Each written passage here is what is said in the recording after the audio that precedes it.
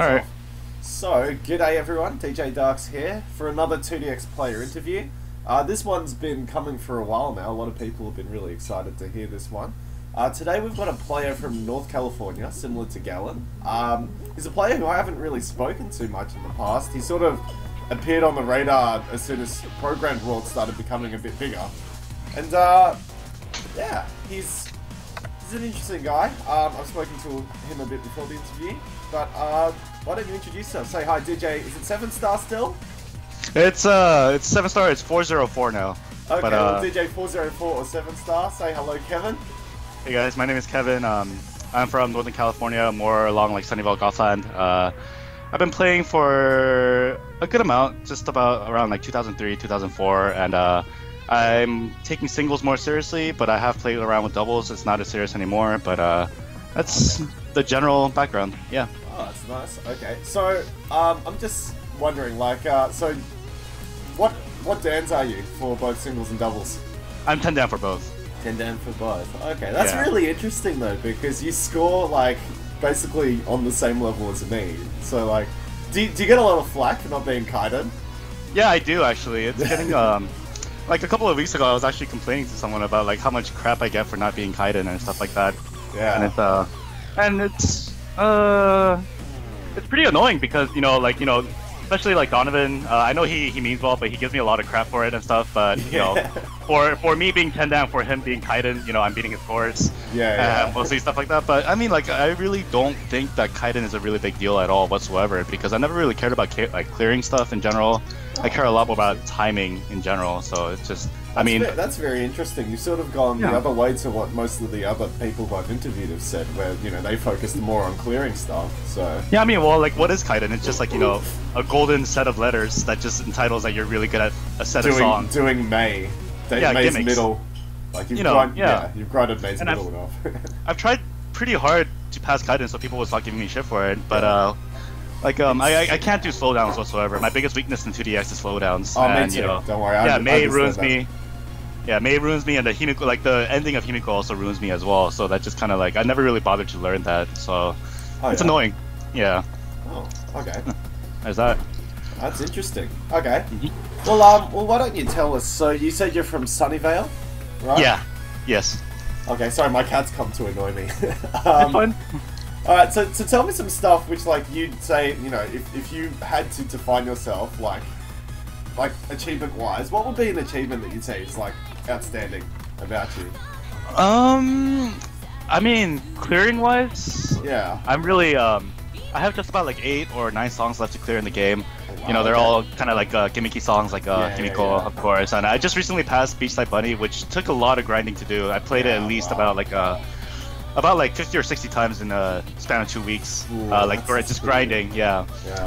But besides that, like clearing, I'm not really good at. But outside of that, I do have the most amount of high scores in doubles in Program World. But that's kind of, I feel that's kind of irrelevant, just because there is a there's a huge lack of competition for doubles. Well, you've got Rhea, who's starting to pick up doubles, so yeah, I mean that's the thing. Like, there's only one person otherwise, like, besides me, that's playing doubles, and outside of that, people aren't really quite on the level of timing as we are. It's a shame that Kaze quit playing 2DX seriously, because he would have been quite good. He would have been a contender, I think. Outside of that, like singles, I'm a lot better at timing in general, like timing easier stuff. So I'm a lot better at just getting good grades on level 9s and level 10s, because that's all I've been focusing on. I never really cared about passing, I guess. So that's kind of interesting that I've seen that you've got some #1 scores on Program World, which is pretty insane. Yeah, random scores. I'm sure if Rhea got around to playing all the songs again, he would be beating my scores. But but he's too busy being a Diablo scrub, so Yeah, exactly. So kind of like, what the fuck, but whatever, it works out. So that's fine. Yeah. So all right, well, give me a bit of a rundown about like Sunnyvale. So you said that you play in Sunnyvale. How's the community there? I mean, Gallon touched on it in his interview a little bit, but I want to hear what you think of it, because as you said, there's a lot of low-key players there, didn't you say? It's pretty big for what it is. There is only one 2DX cabinet in Sunnyvale, Gothland. And any like Saturday mornings, if you go like Saturday afternoons, there is a line of about 8 or 9 people at a given time. Oh wow! And then but everyone's more along like they're trying to get better. They're not necessarily in the level that we are at yet. So there's a lot of people. It ranges from like people who are barely passing level 3s to level 4s to people like when I'm there or Brian's there. We're doing our own stuff, but it's before like when DJ Max was still available in the arcades. A lot of people will be playing that instead of 2DX, but when that game just kind of died down, everyone kind of migrated to 2DX, and that's interesting because I heard that happened as well in SoCal as well. Like it happened everywhere, to be honest. Yeah, it's really interesting that happened though, because I never would have expected people to transition across to 2DX from that. I would have thought they'd try and convince people to get Reflect Beat or something, but. Yeah, but I mean, Reflect Beat's hard to come across in America in general, so that's another situation. But I mean, let's be real. Like when everyone migrated, everyone started hogging this 2DX machine that me and Brian and like a couple of other people always played on. So I wasn't really, honestly speaking, I wasn't really too welcoming about that because I don't want to go to the arcade to play, 2 games in the span of 6 hours. Yeah, it's crazy actually. I went last night? No, 2 nights ago with JDR to the arcade, and I was thinking, oh great, we're going to play for like a couple hours, it's going to be sweet, but it was really, really busy because it was a Friday night, and he ended up just saying, nah, I want to go home, and I was like, oh, why? We still got some time, and he just said, I don't want to wait for like an hour per credit, so... Yeah, it's not worth it. Like, whenever I'm playing 2DX at the arcade, like, I need to do like a long session. I need to be able to thoroughly warm up. I play like one whole game of level 8s, one whole game of level 9s, and I kind of just like progress on from there. And then so when I go on my days off of work, so I have like a whole like 4 or 5 hours to the machine by myself. Oh wow, okay. Yeah, so most of my high scores come from that. But let's say if I go on like a Saturday night or a Friday night or something like that, then it's just too long of a wait, and it's fun playing. You can't warm up properly, can you? Honestly. Yeah, exactly. And I can't like I'm having fun with the game, but I'm not getting any high scores. I just have to wait in general, and it just gets it's not what I'm looking for. So there's. So do you talk to many of the players that are there, like when you're hanging around? Because you said you like to be a bit low key. I'm just wondering if that funnels through to like the arcade scene as well. Like, see, a lot of the thing is like when I'm playing 2DX, I need my own personal space. Like I need to be alone, just be able to like just focus and because 2DX is all about mentality as well. You just need of course. To like focus, give it 100% on like your thoughts and everything, just clear your mind. So here's where a lot of people mistake me as. A lot of people think here that I'm a general asshole because I don't really like talking to people. Not necessarily because I don't like talking to people, but just. I keep to myself, and like if you're not very close to me, then I'm probably not going to be starting up a conversation with you, kind of like that. Oh yeah. I mean that's fair enough, though. I mean if you're not like confident talking to someone, it's fine not to like try to engage with them. But I mean, if someone like came and tried to talk to you, you'd still like reply to them and stuff, wouldn't you? It's not like you just shrug them off. For the most part, I mean, it really depends on who the people are. I mean, as long as, even if I just said that, like, there are some people that I don't get along with here in general, but I get along with everyone, so yeah, but yeah, that's just like, I'm really not an asshole. I just but everyone in the community for the most part gets along with each other, so that's always a good thing. Everyone's always helping out. That's good to hear. Yeah. So all right, well we've covered like live community. Can you just give me a bit of a touch on stuff like VJ Army? Did you ever participate in VJ Army, like online ranking? I have not actually. I kind of lurked around the Money style for a while. Oh yeah. That was pretty much it. Like I was really focused on school, really focused on like when I started playing 2DX, it was in the beginning of high school for me. Oh, yeah. So 2003, 2004, and then I never really had the time to play that much, nor did I have all these dedication to be uploading scores, nor did I ever have a home setup whatsoever. Oh wow, so you were purely an AC player. You never played. For the most part, yeah. So I had so how I picked up 2DX was that like all the interviews that you did with other people before, they all came from 2DX from the DDR community. They used to play DDR. I have actually never played DDR in my life ever whatsoever. So you literally just started with 2DX. Yeah, exactly. Like what happened was I got like a set of TS2 bootlegged games from Taiwan before, and then it was like a set of like 50 games, and one of the games that were in there was 2DX Third Style. Oh wow! And I just saw it and I was like, oh, this looks pretty interesting. I'll look up videos, and I saw videos. I was pretty into it. Looked pretty fun, so I just ordered a KOC. Yeah. And then yeah, that's how I got into it. And then, but after that, you know, like high school started and everything, so I just gave away my setup or sold my setup. Oh wow! Okay. Yeah. So after that, I couldn't play at home, so what was the point of a VJ Army kind of thing? Exactly. You know? Yeah. So just looked around, went to the arcades just about once a week or so, and then that's pretty much how I picked up 2DX. Oh, okay, wow. So you literally just stayed at the arcade to play, which is very rare to hear. Like, most people say, I played CS, then I realized my arcade had 2DX, and, you know, that's how it sort of starts. It's really interesting to hear that you progressed solely on AC. Yeah, it's a good waste of money, to say the least. It's a good waste of money. Good waste of time. You do meet a lot of great people as well. That kind of like started the arcade life for me. Outside of 2DX, I also play Street Fighter pretty competitively as well. Not so much anymore, but you know, yeah, just from growing up in the arcades, being like, you know, playing these games is where I met some of my closest friends. So it's always been like, it's a big part of my life, kind of thing. Community is a huge thing, honestly. Yeah, of course. Because like, if I didn't have a local community between like 2007 and 9, I'd be in the same boat. I would have just given up, stopped playing. But yeah. Alright, so obviously you weren't very involved in VJ Army. What about like the new community? Because as you've seen, like, it's transitioned so much from like everyone having to actively put in their own scores and post on forums to now having just a live feed of stuff coming through with like, you know, streams and updates and, you know, everyone's scores being public and stuff like that. Like, what do you think of like the transition between the communities? Do you like it, or do you think it's... I personally like it just because, you know, like when I started in 2003, 2004, you know, like the internet was pretty limited. Like if you look up videos on like if you try to look up videos on YouTube or anything like that of 2DX, you probably wouldn't have found that much, to be honest. Nah. You know, but now like it's easily accessible. You know, where we have a American 2DX Facebook group. People are always streaming, and this whole idea of, you know, it's the program world. If you go to the site, there's like a, I mean, used to be, but there used to be like a live feed of everyone's scores or everyone's like songs that they would play and everything, which was kind of creepy, to be honest. Like I mean, they took that feature out, but for the most part you can still keep it in if you'd like. And it just generally gives a lot more competition for everyone, you know. I think it was actually really good in terms of like just showing how hard people had to try to get good scores.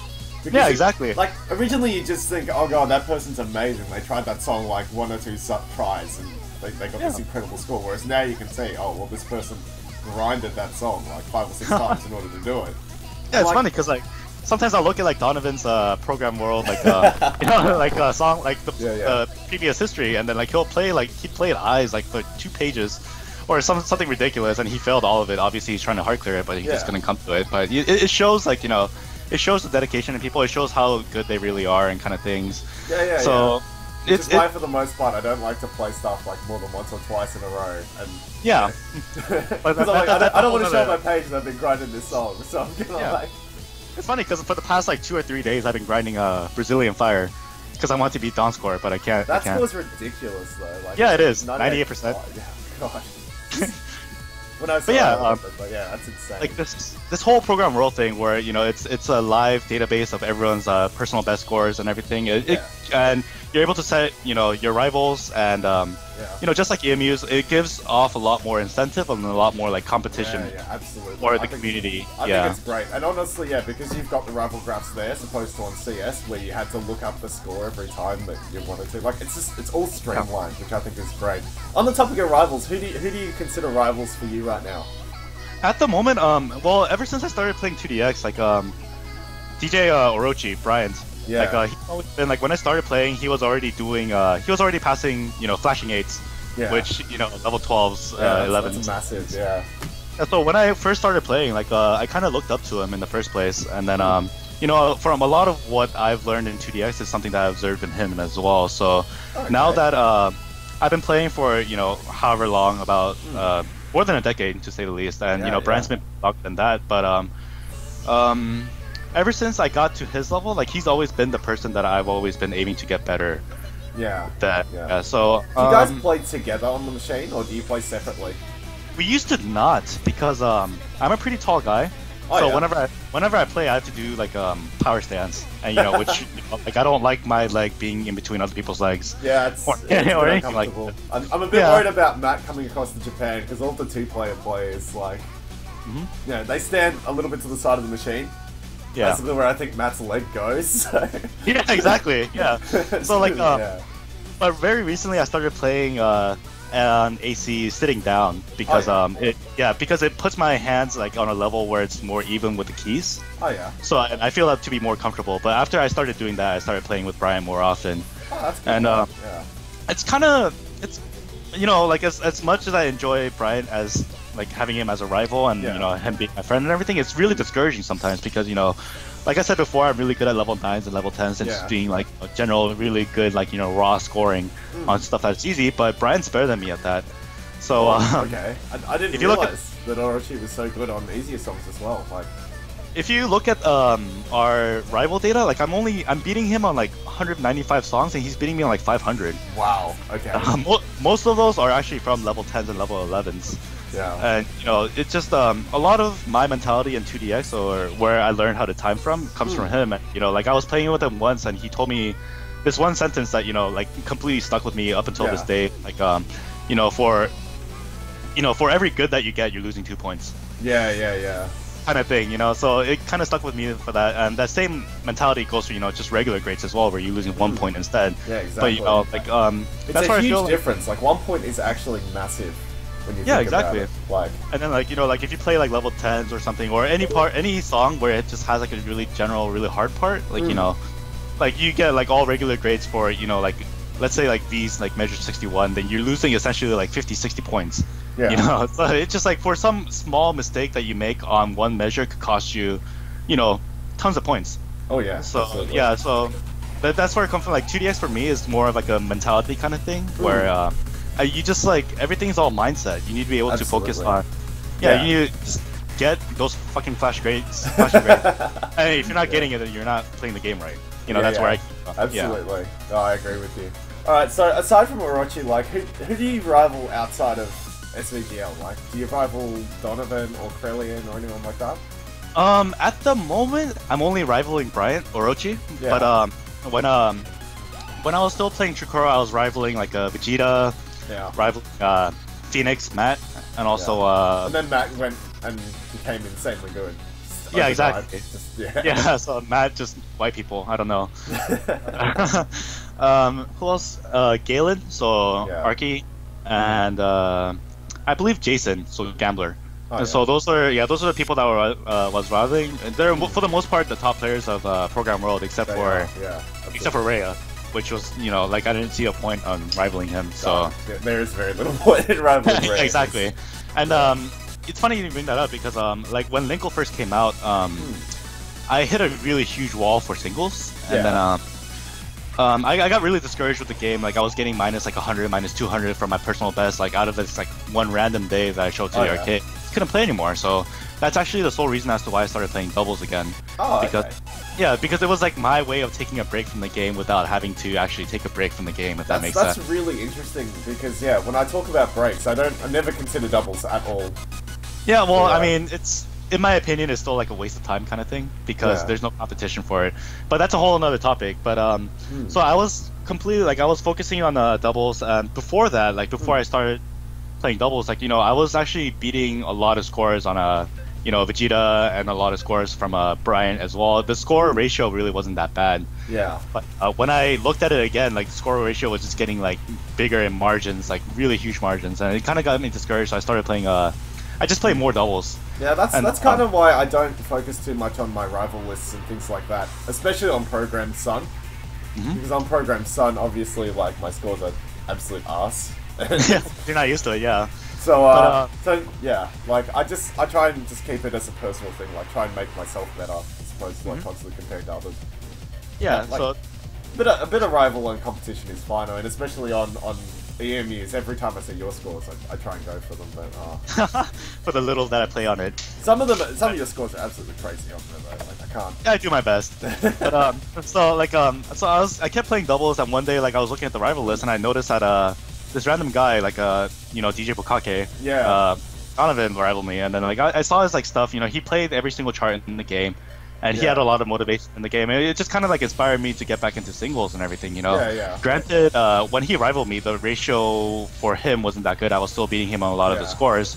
And then I actually got to meet him in person, or not in person, but we talked a lot more often on Facebook and just try to give their general advices. And then that is like sole fact as to why I got back into singles again. Actually, just because. I'm really happy that you did, because like now you're one of my active rivals. So for whenever I can go down to Southern California to play, But yeah, and then after that, you know, we just started talking shit to each other, and then started making fun of it. And then like I went on this whole.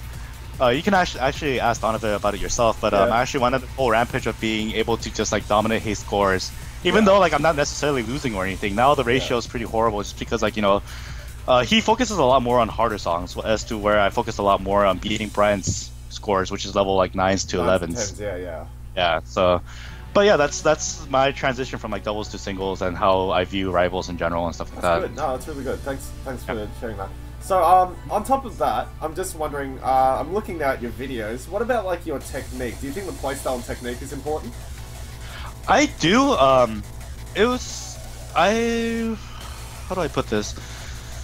So, you have to play with something that's more, you know, more comfortable to yourself. Everyone has their own comfortable, you know, playstyle. I'm not gonna say, if someone's starting up 2DX, I'm not gonna tell them that using your thumbs is a necessity or anything like that, because, you know, everyone has their own comfortable playstyle. You know, like you look at some of the players now, like DJ Chicken Snack, like he doesn't use his thumbs at all. Yeah, it's crazy. I don't understand how he gets away with that, honestly. Yeah, exactly. And then like you look at videos of Brian playing, and Orochi's technique makes no sense to me. Yeah, honestly. And then like if you watch him play in real life, it doesn't make it makes less sense. Yeah. So it's just, but you know, whatever's comfortable for you and whatever works out is one of those things. But generally, in my opinion, like I use all my fingers. So for 7 key, I hit it with my right pinky. So I use my pinky, and then you know, and then everything else on my right hand, like I just kind of like freeform it, I guess.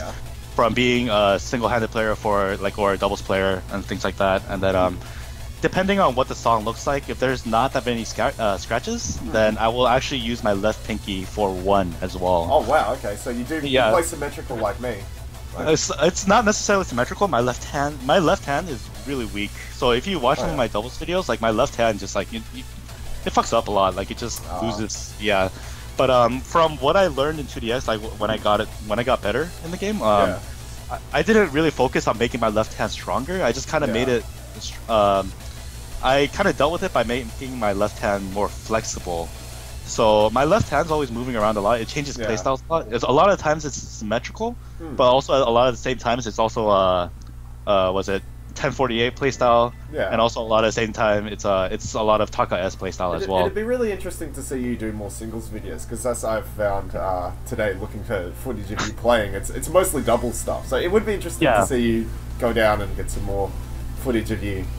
Like, and, you know, I'm planning on going to Evo again this July to be able to record some videos to Siggy, hopefully. Yeah, and if anything, like I might just be able to get a camera for myself to record everything, but that's a hassle in general. Yeah, no, it is. Yeah, it really is. Like, and it's a lot of like unnecessary money spent and everything. Of course, playstyle, like there's a lot of the newer generation people. They always ask, like, how do you hit this? How do you hit that? Yeah. And as much as we can tell them, hey, here's how I hit this. Here's how I hit that. That's not necessarily gonna be comfortable for them. So what our advice is it could generally just be like they could just brush it off their shoulders, if anything, just because, which isn't a bad thing. They just have to find something that's comfortable for them. Exactly. It's all about experimentation, and that's the one thing I try and push. Like, I can give all the advice in the world, but it really comes down to the person, like, just experimenting for themselves and finding how it works. Because as I said, look at Orochi. Like, I would never advise anyone to play like Orochi, yet he's beating me on, like, most 9s and 10s, so... Yeah, exactly. It's kind of scary. And, you kind of wonder as to how, like, he's hitting a lot of the keys sometimes for playing level 12s. Yeah. Because a lot of times it looks like he's only using 2 fingers on each hand to be hitting keys. It's crazy. I actually compared his style to... Do you remember Masa? DJ Masa? I do, yeah. Yeah, he's very similar to DJ Masa. So... I guess it works. Yeah. And one more thing I want to bring up is just like a lot of people ask me, like how much has doubles helped on your playstyle? Yeah, actually, I was going to ask this question. So yeah, like one thing is in 2DX in general, going back and forth from singles, the later, most people generally get into 2DX by playing singles. They don't usually get into it by playing doubles. But the longer that you play singles and then transition into doubles, like I was already passing 12s when I decided to transition into doubles. You have a general better understanding and better grasp of how the game works. Like, timing wise, you know how all the songs work, you know how the songs sound like, so you know what to expect. That's one thing, and then generally another skill that I always bring up is mashing. Yeah. And, so like the later that you transition in from 2DX from singles to doubles, the better it is for you in general, just because but also at the same time when you're transitioning back into doubles to singles, like because you played singles for so long, I've been when I got back into singles, my playstyle barely changed at all whatsoever. Yeah. The one thing that I started doing was using my left pinky to hit key 1, and then also my index to hit key 4 sometimes. Yeah, that's a really handy one to have, though. Like, honestly. Yeah, but that's not even like necessarily like I don't do it all the time. I only do it when it's obvious. It's very situational, but it is very handy to have. Yeah. Yeah, but outside of that, like it really hasn't changed at all whatsoever. Like it does make your hands more flexible. It gives a lot. It helps you a lot more on stamina, but that's my whole intake. That's how my take goes. But a lot of people will definitely tell you different things. Like DJ Rhea, if you ask him, like playing doubles helped him a lot with a certain scratch song, something like that. Yeah, because it got his left hand more involved, which is. But when players ask me for opinion on like whether they should start playing doubles to help their singles game, I generally say no. Yeah. Because like it's a completely different game, isn't it? It's the same game, but it's a different beast altogether. Yeah. You're gonna have to learn how to play the game in a separate manner. That's pretty much it. And the one other thing that doubles taught me how to do better is mashing, because you have 5 fingers for each side of the keys for 7 keys, and you're gonna have to learn how to mash sooner or later. Yeah, some stuff. Yeah. And then, like a lot of times, like when I'm like and then I start like trying to pass level 12s, on singles for some of the things I passed after I quit playing doubles. Yeah. It's just a lot of mashing that I did, and then I'm not even exactly too proud of it because I always focus a lot more on timing. But whatever works, like it helps. Yeah, exactly. Whatever floats your boat. All right, so I just wanted to ask quickly about green number, like reading speeds. Do you read faster or slower? Like, what's your green number at? I read pretty slow. I recently changed my green number to 298. Wow, but that is really slow. Before that it was actually 305. Whoa, and okay. So it's pretty slow. I believe that majority of the top players here in NorCal play pretty slow because Brian's green number is also at 300 as well. That's really interesting because I just made a video recommending people to stay either between 300 and like 260. I said going like out of those extremes sort of hinders you a bit. So it's like I don't know what Galen's green number is at all either. He's but playing around like 280-ish. Oh wow, that's pretty fast. But personally, like I don't react too fast. My reaction time is not that fast at all, and I like the time to be able to see the notes and to be able to think about what fingers I'm gonna hit the notes with, or how to deal with just because my playstyle is so flexible. Like I just generally have to think about what I'm supposed to do for the notes, and then for the timing aspect of it, I just try to focus on the song in general and just try to hit it. Yeah, that's where I come from. Okay. And besides that, like DJ Taiso, Brandon, like his green number is like 259, something like that, something ridiculously low. Yeah. But for someone that's like his playstyle, where his hands are very stoic. Yeah. He wrist scratches and he has a designated finger for everything, so he doesn't really need that reaction time in general. No, he doesn't. Yeah, especially because he's playing wrist scratch. I mean, exactly. Wrist scratching. So green number for singles. I was going to actually ask: is singles and doubles different? Green number wise. Yes, it is. Singles is around like 299, 298, and doubles is actually 315. So it's not too big of a difference, but I mean it's one of those things like people ask, how do you see all those notes in doubles? You're taking care of twice the amount of lanes. Yeah. But it's the same concept, and you keep playing doubles and you see a note fall, and it's gonna become like a second nature kind of thing. So you don't really need that much reaction time as people think you do. Just a little gap, Just a little bit more. All right. Well, that's good. Alright, so I'm going to just move into the next section, focusing on home now. So you said you don't have a home setup at the moment? I do not, no. Oh, so you'd never consider doing like programmed Sun or anything like that? I always wanted to, that's the thing. 2DX is a very expensive game. Oh yeah. Very expensive. Yeah. And then like even trying to get a home setup in general, like let's say you want to get like a legitimate controller, like a DJ DAO, they're gonna range from about, you know, getting it shipped to America and everything, they're gonna range from anything from minimal to $300 to, you know, if you get like a real edition double, it's gonna cost you well over 1K. No. I'd never recommend getting a doubles unless you're hell bent on playing the game for all it's Yeah, exactly. So. And then, but outside of that, you also have to have a decent computer setup. And everything. And these are all something that I really looked into. It's not. This is Program Sun. It's not the money that's stopping me from being able to play it, but from all my, you know, personal life, all my living situations, I'm actually currently renting out a room from like a family and everything. Oh, okay. Yeah. So I mean, we all know like if you play on a DAO in a home, like it's gonna make noise all over the place. Yeah. You know, there's like ghetto mods where you can put a towel over your keys so the keys don't make that much noise or anything, something like that. But you know. I just generally tough. Like if you're living with people, especially if your controller's so loud. But I mean, from what I hear, DAOs aren't too bad overall. I'm still thinking about it. I was actually looking into getting one within the next month. Oh, really? And just to be able to play it. Yeah, but you know, it's a plan on motion. Yeah, but nothing happening anytime soon. Well, you know, I can always try and start a help DJ 7-Star get his DAO fund. I know, right? American 2DX, and we'll see how that goes. So. Like I have an older generation DAO that doesn't really Oh really? Yeah, but I can't really play at home because of aforementioned, you know, issues with other people in the house. You can always get an RC board for it. Yeah, I was actually asking Matt about that earlier on as well. So these are all things that I'm looking into getting. But I'll pass it to the chat if anyone can hook a brother up with an awesome board. Because I know that someone's bought like a ton of them. But yeah, if someone can hook him up, then yeah, that'd be sweet. Because I'd really like to see you start playing Program Sun. I really want to. Just, you know, going to the arcade, you know, it's a drive, you know. And then you're spending $1 a game for a lot of games. You know, if you're grinding when no one's there, it's gonna add up to be a lot of money, you know. So just the comfort of being able to play at home really appeals to me a lot. Just that. The given circumstances, I can't really do anything about it. Okay. Well, what about, like, on top of just playing Program Sun, what about BMS? Have you played BMS in the past? I played once for like a good hour. I actually went to I went to SoCal for just to visit my friends and everything. And I ended up going to Matt's house, and then he insisted I played BMS. Yeah, I had no idea what I was doing. Everything seemed so different. Like it is a very different game, isn't it? I wasn't even trying to time anything at all whatsoever, but I was getting flashing greats and not getting combo breaks where I should have been getting it. Yeah.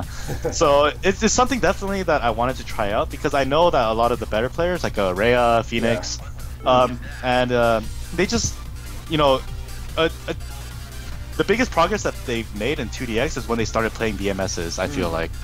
So it's definitely, it appeals to me, but you know, again, I would honestly recommend it. It just exposes you to a lot more variety, like that 2DX doesn't bring to the table.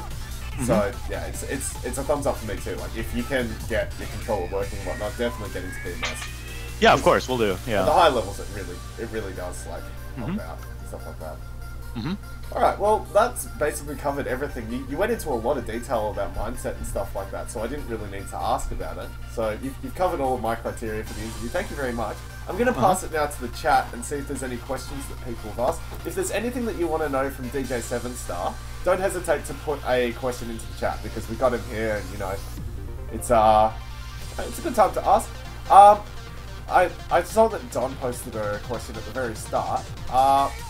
I'll ask you if I won't know if this is addressed till afterwards, but even though you don't care much about SP Kaidan, do you aspire for DP Kaidan, considering I do not. outside of Asia has done it?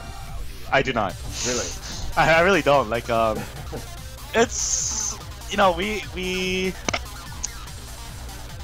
I don't know, like, a lot of the doubles, when I first started playing doubles, there was another Program World player named DJ High. His name is Grant, but he was like the biggest competition that I had in general, like, as to where you know, when I first started playing, all the high scores were either from him or DJ Panda Colin on the easier songs, and then but they weren't really necessarily that hard to beat. but it was still a wide gap. So that was like the only competition that I had in general. And then but after I started beating Grant on whatever scores, he lives in Japan now actually. But whatever scores that he had left on Program World, after I started beating it, after I started growing out the ratio and everything, like it's just like I had no more aspirations to play doubles anymore because there's no competition. You know, as much as 2DX is fun in itself, like as a game, you know, hitting random buttons and turning a random turntable and everything. You know, the biggest aspect of 2DX, the reason why I find it so entertaining is because of the whole competition factor, where you're beating out other people. But as for now, doubles, there isn't really anything to. And like even if you look at it from Japan, like you know, no one really cares about doubles. You'd be surprised actually. Like when I go to the arcade, I see at least one doubles player. Really? Yeah. But I feel like whenever there's like, you know, like tournaments in general and stuff like that, there was like one like, you know, informal tournament last year of you know, like DJ Exit and DJ Dolce and whoever it was just playing doubles, but it just generally really seemed like a lot less people care about the doubles aspect of 2DX. Yeah, it's not nearly as large. So, yeah, exactly. Yeah, I can understand that. Now, or my reasoning for this is that like, you know, double, it still will have competition in general, but you know, where I come from, it's kind of like I want to be beating as many people as I can possibly. Yeah. And you look at it from singles, there's a lot more people playing singles. No, it's a bigger, it's a better level of satisfaction that you get from, you know, being on top of a game that a lot more people are playing. Of course. You know. Yeah. That's perfectly understandable. All right, so I'm gonna have look at other questions. Another person has asked, I forgot who asked it, but have you participated in tournaments before? 2DX tournaments? I played in Best of the West last year. Oh yeah. I was present on the year before, but I didn't participate in it because I was focusing on doubles, and they didn't have doubles tournament. Yeah, but I played last year. I did. Okay. Will you participate this year as well? I'm trying to, depending on how work goes. Yeah. But it definitely is in my plans to be able to play. Okay. Well, that's good to hear. If I had the opportunity to participate as well, I'd love to do it. Oh, you should come. Just do it. Part of fun. All the way from Japan. Actually, I don't know much about Festival West. It's in Sunnyvale, Gothland. You know, the first year that was held 2 years ago, it wasn't really necessarily too big. I know Gabe from the East Coast came, and then also Donovan came, but outside of that, well, in the 2DS aspect of it, there weren't really too many people outside of Northern California that came by. But Best of the West in general is outside of 2DX. There's also it's a music game tournament based on every single music game that Sunnyvale Gothland. I heard that it's like majorly in the group tournament. Like that's where it sort of started. I'm not too sure about that actually because I don't know anything about, you know, all that community and whatnot. But that's generally what it is. Last year, you know, Phoenix came up. You know, a couple of people from SoCal came up. Yeah. Also, 2 years ago, DJ Hood came up. Oh wow, that's a real rare. DJ Hood and also Kevin, DJ Kev. I guess I'm not too sure on what his handle is. And also System came up as well. Oh, and great. DJ Bonipa, Drew. Yeah, so it's just outside of the tournament, like it's also really fun getting to be able to meet all these people in person and everything. No, and also like it's funny because 2 years ago I was playing, you know, right before Best of the West happened. I was playing doubles when everyone's just like playing around for fun and stuff like that. And then there was this guy sitting next to me that I had no idea, like I've never seen him before, and he was watching me play doubles. He doesn't understand a thing about the game. You know, he was generally just like kind of amazed at the fact that I was playing two players at once. Yeah. And then after I was done with my song, you know, he asked me, it's like this entire story, like he asked me, hey, are you crazy? Right? Like he asked me if I was crazy, and I was like, and then little did I know was that he was asking me about this guy named DJ Crazy, who is also DJ High. Like if you look on Solid State Squad now, there's a guy named DJ Crazy who's DJ High. But he didn't word that very well, so he asked me if I was crazy. So you're like, what the fuck? Yeah, so I was like, wait, so this is how like the exact conversation exactly went, you know, like, are you crazy? And I said, like, I'm sorry, excuse me? And like, he didn't think about it. He asked me the same question again, so he asked me, hey, are you crazy? Right? And then like, I've never seen this guy before. I've never seen him play 2DX and everything. And then like, I got really fed up. And then, cause like, you know, Sunnyvale Gothland is a family establishment, and people ask a lot of dumb questions about 2DX. I'm really ignorant, so I generally be as much as an asshole as I can. whenever people ask me a question. So when he asked me that again, I told him to, I told him to go fuck himself and never show in front of him, like never show his face in front of me ever again or something like that. Wow. Something really mean. And then like he gave me like the saddest look and he walked away. Oh no! and then 10 minutes after, I found out that it was DJ Hood. Oh no! Oh. Yeah, so that's how we met. That's the saddest story man. Hood's like the nicest guy. Yeah, exactly. Yeah, I didn't know, and then I thought he was just generally asking me, like, you know, he was trying to like ridicule me on me trying to play this game, you know. So that's where I came from. So I mean, we apologized after that, or I apologized. You know, people still give me a lot of shit about that for being an asshole, but. You know, it is what it is, but that's like the nicest. You told the nicest 2EX player to go fuck. Yeah, I told him to go fuck himself. Yeah. I would not be able to live with myself if I did that to DK Hood. Well, it was a misunderstanding, but I mean it's fair enough. But... That's one of those things. Like Best of the West is definitely like as much of as a tournament it is, as seriously as people do take it. Like it's really social as well. You just get to meet all these people who have the same common interests as you do, and all these people take 2DS pretty seriously. Yeah, it's good. It's really good to see so many like serious players showing up in one tournament. Yeah, and running 2DS. Yeah, go ahead. No, go ahead. Good. Well, like running 2DS in America in general, it's a pretty hard thing to do, just because you know, it's illegal for I'm not gonna say it's illegal, but you know we shouldn't be having this game in America in general and stuff like that. So to be able to hold tournaments in America, like it's pretty big in my opinion. It's also really good to see that the community has sort of held on, especially at the depressing point around like 2008 and 9 when it started to sort of wind down. Yeah. So, it's really nice to see, especially like tournaments Best of the West keeping it going and stuff like that. Mm-hmm. Alright, so there's a few other questions that have turned up. What are your favourite single and double charts in the game? Singles charts. Yeah. I haven't really thought about this too much. A lot of my singles charts are just general level 9s and level 10s, where it's not necessarily too hard, but it takes a lot of like. If you had to pick one song, like if you were with, I don't know, say like Dolce, and you were playing around with him, and he's like, pick your favourite song. Like chart-wise or song-wise? Chart-wise. Okay, pick your favourite chart. Sorry.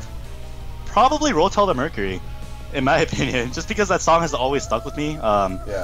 And the chart in general, it's nothing hard, but it's just general raw timing. It is just pure timing, that song. Yeah, exactly. And I don't necessarily enjoy playing those charts all the time, but that's, you know, like the amount of focus that it gives me and everything. Like let's say Rotel the Mercury, let's say Mermaid Girl, Dancing Darling, yeah, songs like that.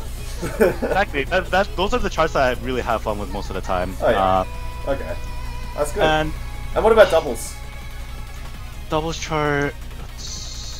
A lot of my favorite charts and doubles are all scratch songs, actually. Ironically, because I'm horrible at scratching on singles. I just recently passed B-Side Bunny after grinding it for so long. Yeah. But a lot of charts like you know, Red, Watch Out. Watch Out is actually a 11 on doubles. That's interesting. And Plan 8 is actually it's not nearly as hard as it is in singles. In singles. But if you look at the doubles charts for scratch songs, they're easier because they're a lot more spread apart. Oh, that's so it's a lot easier to read, and it's not like you know, if there's a scratch going on one hand, like a set of scratches, then you don't have to really necessarily worry about hitting the keys on the hand, kind of thing, you know. Okay. Yeah, so it's a different idea, I guess, but scratch songs are generally the charts I enjoy the most in doubles. Okay, that's good. That's really good to hear. All right, now one more other thing from Zix. He wants to know what's some memorable scores that you've done, like memorable achievements. I mean, the biggest, I guess, gamble. Yeah. is one thing. I have 100% on it. Oh wow! Okay. That's one thing that I just like, you know, I actually sat down and just played the song for like, you know, 10 minutes. It didn't really take too long. Yeah, but memorable scores. Again, Roll to the Mercury. They're just generally a lot of songs that I'm beating Derek in. I can name a good amount of them in my head. DJ Ray. Why don't you name them out so that he's got a nice list so that you can call him out? I mean, like he just recently rivaled me actually, so he should be knowing what's going on. Okay. Yeah, so, but I know Roll to the Mercury is massive. Your score on that is so disgusting. Let's see. Roll to the Mercury. Really Love is another song that me and Bryant just whore out a lot. We love that song. We love the chart of it. Yeah. So we're both beating. What was that? I just said it's an amazing song. I love Really Love as well. It's a great song. we're both Brian and I are both beating Derek's score on it, so I don't know why he's not getting on that. Maybe he doesn't like it. I don't know. Not enough you know, black rappers middle parts. Or something like. Well, no, there's rapping in this song. That's the thing. So there's no reason he shouldn't be playing. Yeah, I know. Yeah, call him out on that one. Seriously. Yeah, shots fired to Derek. But other songs like random songs like 250 BPM. Yeah. That's one song I'm beating him on, and then also another song is Machiko no Uta, which is a level 10 that no one really cares about. Just general random songs like that. Yeah. Okay. There we go. That's a nice little list for Derek to go and have to focus on. So yeah. Yeah, I don't know where he is, but he can keep playing. Too busy grinding those riffs, being a scrub. Yeah, pretty much. So, yeah. Yeah. You're not going to be best in the West for Diablo, Derek. Come on. Get back on it. But anyway, sorry? Oh, like when you bring up West of the West, I just really wish that a lot more people can come by, you know? What time of year is it? Well, what time it's in August this year, I believe. I don't think there's like a real specific date set, but it's in August. Oh, that's an interesting one, because that's what I was thinking of leaving Japan. And I was really? traveling just before doing it, but America's a bit of a stretch. I know it's more of a hassle for you just because you'll be flying in from Japan or Australia, and that ticket lot. Yeah, that ticket price is insane. You know, just be able to come for a pretty small tournament where you're probably, you know, let's be honest, you're probably not going to be making too much money off of it. No. Yeah, so even if you do win, you know, you're only going to be making a couple $100 at the most. I just want to go because, like, shocking fact, I've never been to America before in my life. Really? No. It's well, NorCal's pretty boring, so. I'd love to go to California, and a lot of people say great things about California. So yeah, it's definitely great. The weather's great here and everything, but yeah. This is now outside of 2DX, but yeah. Alright, well, we'll see. I mean, it's on my list to do. I definitely want to come down, meet the great Phoenix, and maybe skip a He's not that great. Like, he's really tall, he's really white. he definitely is a good company, though. Definitely. And he really is able to motivate a lot of players on being able to get better on 2DX just from the person that he is. Yeah, no, I think that's great. Like, I'd love to come and meet everyone, so it's on my list. Absolutely on my list of things to do, like within the next year or two. So. Sounds good. Yeah. Alright, well, is there any other questions from the chat? I'm just having a look now. I don't see anything turning up. Alright, so question for me, have you considered coming to Japan at all? I always want to. That's the thing. At the moment, a bit of my personal life, for the past 2 years or so, I've always worked in the restaurant industry. And at a given point, I was actually working 4 jobs at a time, being a server and everything. Wow. Now I'm a manager of my restaurant. I'm working just about 50 to 60 hours a week, and for me to be able to take time off, you know, I'm missing out on a lot of the money, and also there isn't anyone that can really cover for me at work. Being a manager. I was in a management position as well. Yeah, I can understand that. But it definitely is, like, I definitely do want to go as soon as possible and everything, but we do have bigger plans for our restaurant in general, so I won't be able to take that much time off. I heard that your restaurant had a fire, didn't it? Yeah, it did, yeah. So is it alright now? Has it recovered? Yeah, it's right, it's alright. It was, it happened, like, a couple of days before my birthday, and then, so the second floor actually caught on fire, so it wasn't from our restaurant, that's the thing. A lot of people assume that our oven or whatever just caught something on fire or whatever, but the fire wasn't that big, but there was a lot more water damage done to the restaurant than there was fire damage. Yeah, because the fire... That's a relief at least, because fire damage is a lot worse, trust me. It took no effort for us to clean up and everything. Like, it took us a day and a half to clean up and open up again. But next doors to us is actually a comic book store. And so when the fire happened, the water sprinklers went off, and the firefighters were there just like dousing everything underwater, and then but they lost like hundreds of thousands of dollars in properties because it's a comic book store. Yeah, exactly. You know, it's all about the condition of the stuff. So yeah, that's a little story in itself, though. Yeah. Out of curiosity, because I remember you mentioned this to me a while ago. You said that SCGL is very close to your restaurant. Yeah. So how many local players come and see you while you're working? See, it's really annoying. Like, like my gaming life is my gaming life, and my personal life is my personal life. You know, work life is work life. But in the very least, I have I see a 2DX player or a Street Fighter player both people from different communities, whatever. I see them about like every other day at least, if not every day. So it's kind of creepy. I work literally 5 minutes down from Sunnyvale Golfland, so it's that's where I'm able to like grind 2DX in general whenever I have my break time and everything. Yeah. But and it's just what's more creepier than that is all the restaurants that I've actually worked at is always in this area, just about like at most 30 minutes away from Sunnyvale Golfland, you know. And a lot of people come up to me and they're like, "Hey, you're that guy that plays 2 players by himself. Like, you don't have any friends." I'm like, "Okay, well, like thanks." That's so cool, yeah. It's like, you know, I was walking around downtown San Jose where there was a lot of bars. It's past 2 o'clock, you know. Things are a bit sketchy at that time, you know. And I was walking back to my car by myself, and there's just, you know, not trying to you know, do race profiling or anything like that. But I was walking back to my car and this guy's like, hey, and I turn around, it's this huge African American guy. Yeah. Like, and then like, given the circumstances, of course I'm gonna be really sketched out about it. I'm like, what? And like, I'm walking faster. And he's like, hey, are you gonna Best of the West? I was like, how do you even know about that? No, I'm not going, but thanks. Like, hi.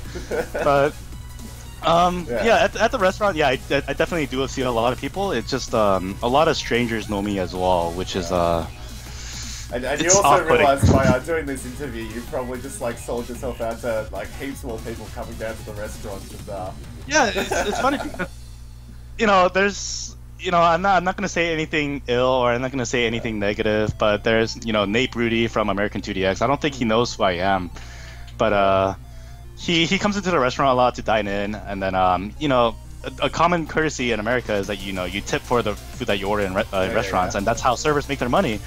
But he has had previous instances where he has not tipped adequately, and, you know, my servers are always complaining about it. I'm like, oh yeah, I know that guy. Like, just, but well, just one of those things. You called him out, shots fired once again in the interview. So. I mean, if anything, if you're watching this, please just tip adequately, because that's how servers make their living. That's one thing I'm gonna say. On that bombshell, I think there hasn't been many comments, so I think I'm gonna call it a day here. So yeah, that's fine. Thanks heaps for coming on and chatting to me. I've been really looking forward to doing an interview with you. So yeah, no problem. It's been a good time. Yeah. So yeah, guys. Once again, if you want to check out his scores or his profiles and stuff, he's DJ 7-star or 404 on Program Sun. And yeah, hopefully, you know, you can find some more rivals, or you can get in touch with more people. And he's not an asshole, guys. Don't worry. He's alright. So. Alright. Talk to him, just make sure he's got his space or whatever. But yeah, so yeah, thanks heaps for that. So for next interview, I'm just wondering, who do you think would be good to get on? I mean, Vegeta's been pushing it off for a while. He's really, but he's had so many like random upsets that hasn't let him come and do the interview. So. Well, yeah, I don't know what he's doing. Well, what about Matt? Why haven't you interviewed Matt yet? The reason why I haven't done Matt is because he's coming to Japan in July. Oh. So I'm holding off to do a live interview with him. Okay, that sounds good. We get to see the face of Finks, the NASCAR champion himself. So. Yeah, sure. All right. Okay. So I know a lot of people have been waiting for that interview, and like I'm really looking forward to doing it. It's just I reckon it'll be so much better to do in person. You know, it's funny, yeah, because like when you meet him in person, like his voice cracks a lot. As serious as he sounds in person and everything, like talking to him sometimes, you know, we'll talk about something really serious, talking about really important aspects of 2DX or important aspects about life in general, and just like our problems and everything, and he'll give you the most serious and most like, you know, just the general best advice that he's given, like you've ever been getting in your entire life, and he's giving it to you, and he'll like his voice will crack, and then it's like the entire point is gone. Yeah. Thanks, Matt. Yeah. Yeah. Also apparently System's coming to Japan in August, so yeah, DJ System, if you want to come down to Toyohashi, yeah, live interview would be awesome. Like I'd love to do it. So yeah, definitely holding off on Matt. Definitely looking forward to doing an interview with Eric when he eventually has time to do it. Yep. But yeah, like, I don't know, we'll see. If you've got any other people to suggest, like Orochi I didn't consider. Like, I would love to do Orochi sometime. Yeah, I think Orochi's definitely a personality, but he does like to be kept under the radar, so you'll have a bit of a hard time just trying to be able to track him whatsoever. Yeah. Well, if you can slide him in, if you can somehow get him to get in for an interview, that'll be very, very good. I'll talk to him about it. Sounds good. Yeah. Okay, well, that's it for today, guys. Thank you very much for tuning in, and once again, thank you heaps, Kevin. It's been really fun for me as well. No problem. I really love doing these interviews, and yeah, it's just great to hear from the players overall. Yep. But yeah. So I'll call it quits there. Thank you very much, and yeah.